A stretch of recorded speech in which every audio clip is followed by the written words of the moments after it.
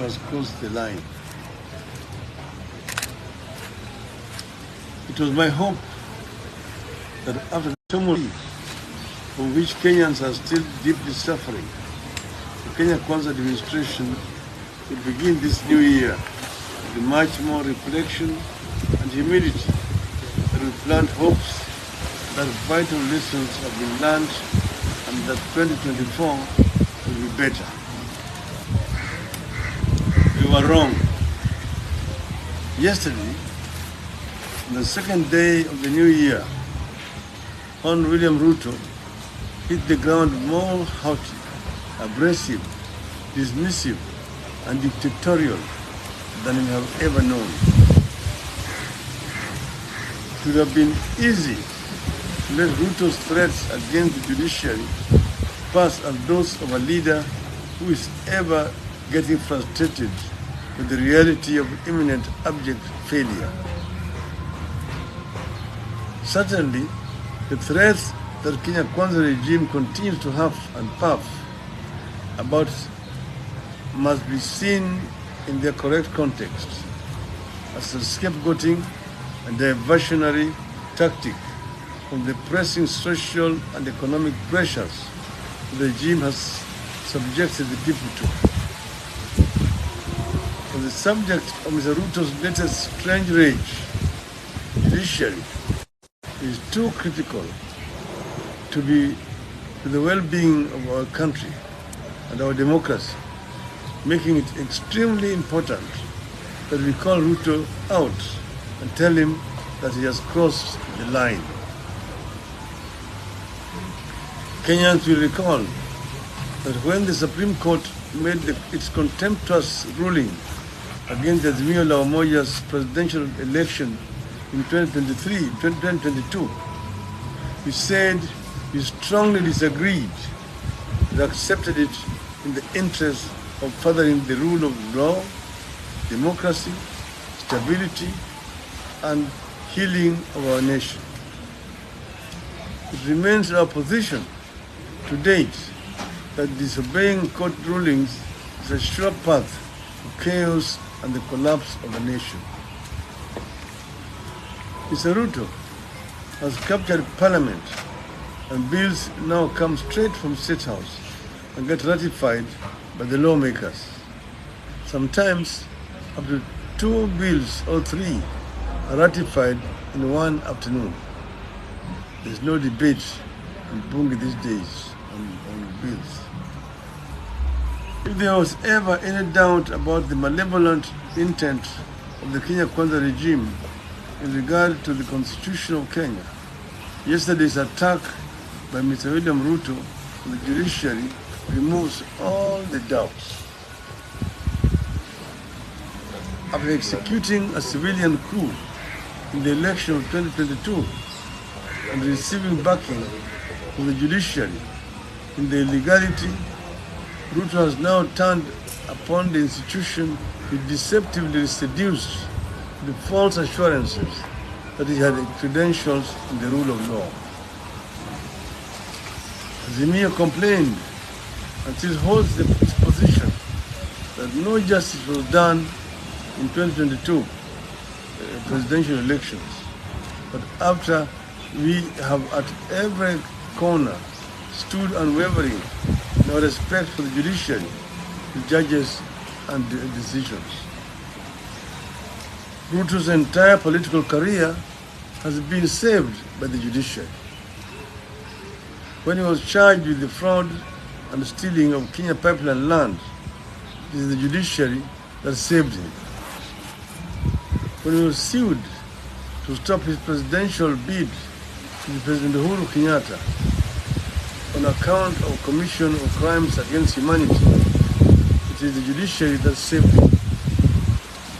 And in 2022, the judiciary sanctified his power grab after he rigged the elections. It is ridiculous to now hear the biggest political beneficiary of judicial decisions in Kenya's history now accuse the institution of sabotaging him. But this is not about the judiciary. This is about where Ruto wishes to take Kenya and what it means for Kenyans. Having captured parliament, Ruto now wants to intimidate, subdue, and capture the judiciary. He wants the judges not to hear cases against his policies, dismiss such cases, or always rule in his favor. In other words, Ruto wants to establish an absolute dictatorship.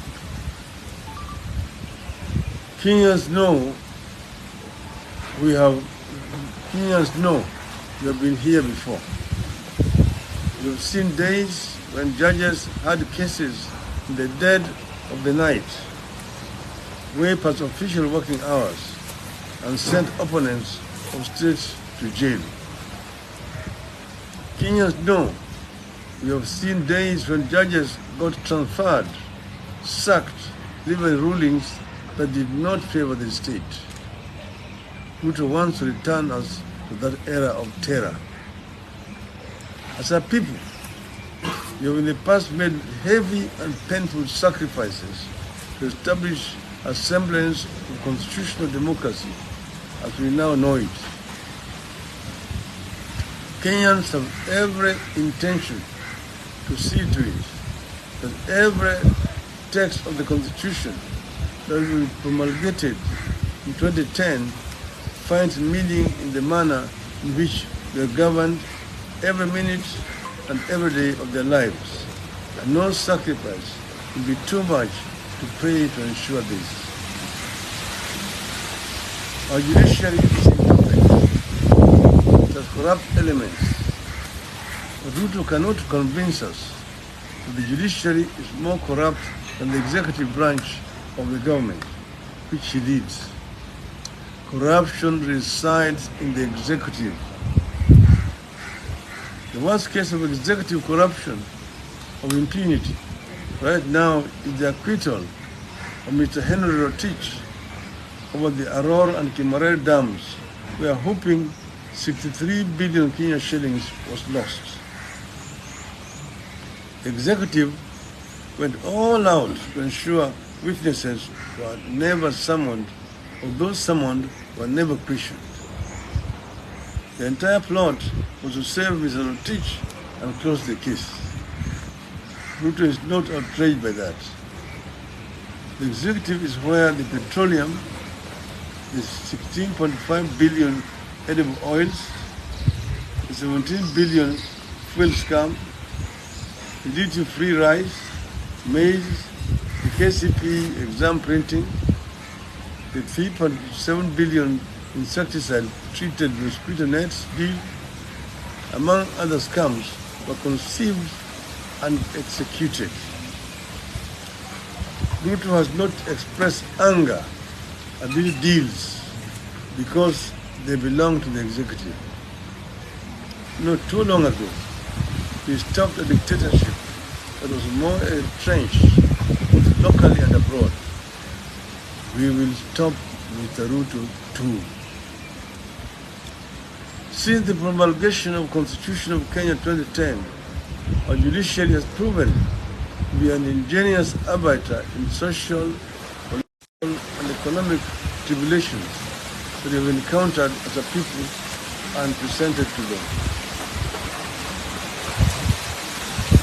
The courts have set the pace in clarifying the intentions of the people of Kenya expressed in the text of the Constitution, both for and against the government.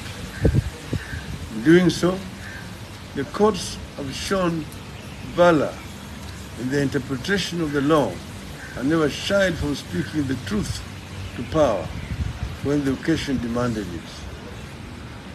The Kenya court regime must therefore be no exception, as Mr. Ruto now imagines it should be.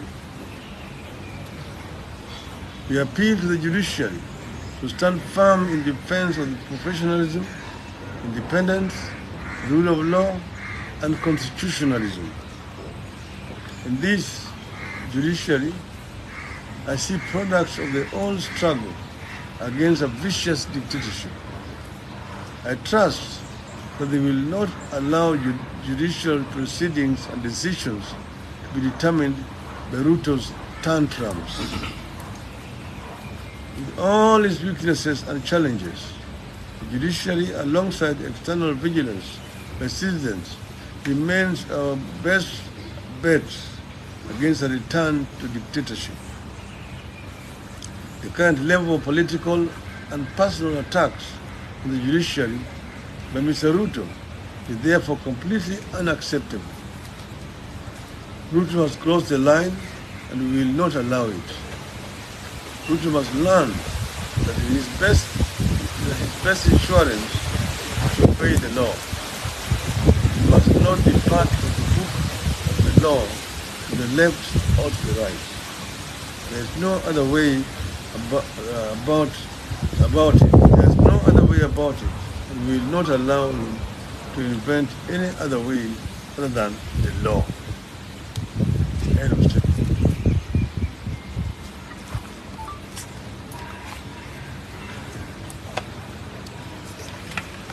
Imeisha. Kwisha, halas.